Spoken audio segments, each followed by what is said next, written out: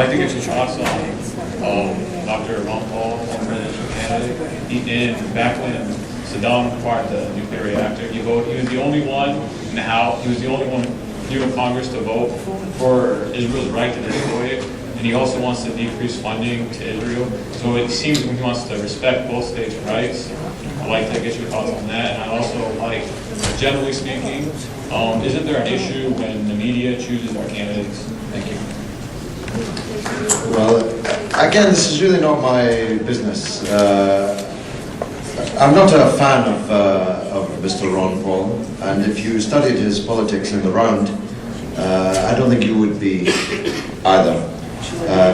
He may have said some things about Israel-Palestine and about war in Iraq and other matters which you would support, but if you look at his attitude to welfare, to taxation and spending and gun control and many, many other things, he's a very right-wing individual indeed. So he wouldn't be my cup of tea, but it's not my business to choose your candidates. He did run for president and he got a very miserably low vote. So I really wouldn't place much hope in them. Somebody asked me last night in Berkeley, if I thought that people should support a third-party candidate at the next presidential election. I said, well, only if you want Sarah Palin as your president.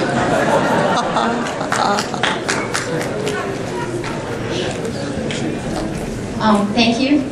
I'd like to ask you, do you think there will be a day when we will realize that this conflict that we are here to talk about today, the Palestinian-Israel conflict, has a lot more to do, a lot more than just religion, and it's way beyond religion. Can we just leave religion out of this? There's one common thread, and that's injustice. That's number one. My second question is, will there be a day when we Americans will realize the cost of blindly supporting Israel?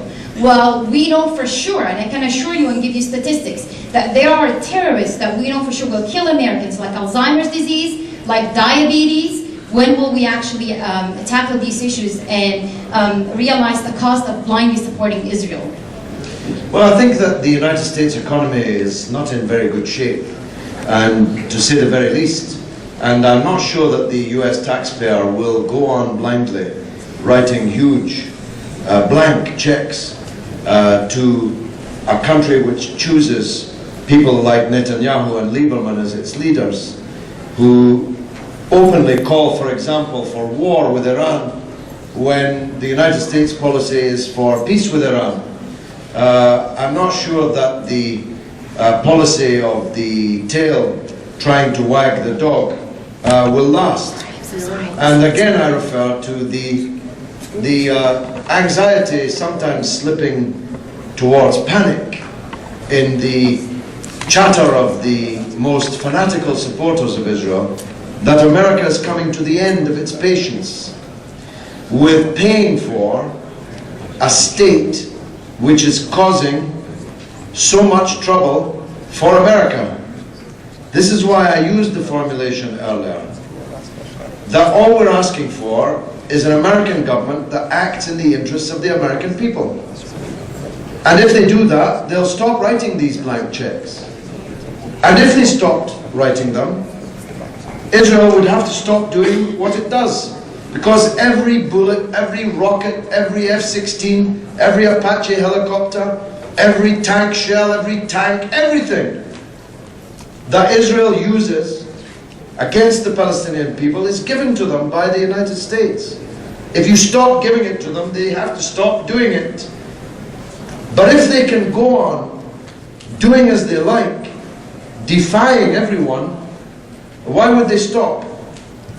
They've already demonstrated by electing Netanyahu and Lieberman that they voted for war. This is what Barak himself, the leader of the Labour Party, now a member of their government, this is what he said, that a vote for them is a vote for war.